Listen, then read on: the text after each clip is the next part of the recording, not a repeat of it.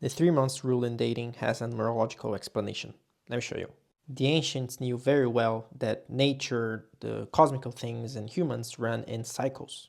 And they would use that information for farming, for businesses, relationships, and so on. That's why, for example, the Jews have the sabbatic year, or the Shemitah, which after 7 years of planting, you let the land rest. And after 7 of those 7 sabbatical years, you have yet another thing going on, the Jubilee.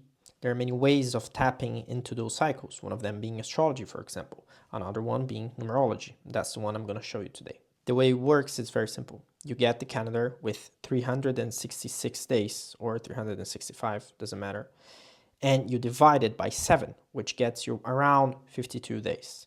So then you have 7 cycles, starting from 1 and going to 7. Each of those is going to be correlated to one of the chakras, to one of the 7 main planets, to one of the first 7 astrology signs, and so on and so forth. Say, for example, you start a relationship around 3 months ago. So let's say January 1st. Today is 13th of March. You would be already in the second monthly cycle, which would have been started February 22nd. So the first cycle is all about learning, it's Aries. So you're getting to know the person, everything is great, everything is nice, right? We all love to learn new things. But then the second cycle comes, so this is related to Taurus. Now it requires work for it to work, right? Basically, the relationship starts to fall down. There's no more puppy love, and the thing, it's much harder to maintain.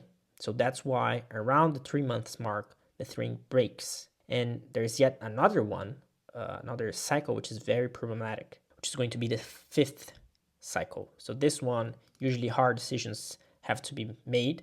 And then again, it's where a lot of divorces happen, like the 5th year and so on. Because not only the monthly cycles, you have also yearly cycles.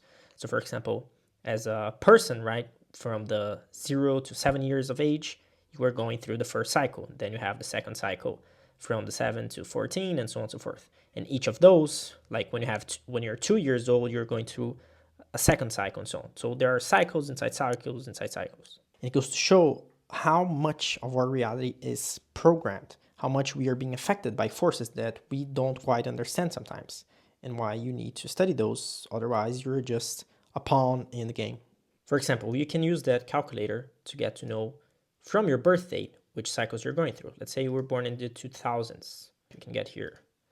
And then you would be able to see the monthly cycle, the age cycle you're going through, and the yearly cycle. And then you would get to know a little bit more about the forces that are influencing you, that now, because you have awareness, you can change. This is not something that you should put a box inside yourself and say, oh, okay, so I'm going to be affected by this. No, you should be able to make the change, but only after you are aware of it.